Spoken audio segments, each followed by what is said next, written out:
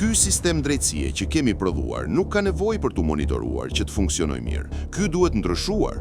Se ky me vetën mirë po punon. Secili prokuror apo gjykatës shikon punët e veta.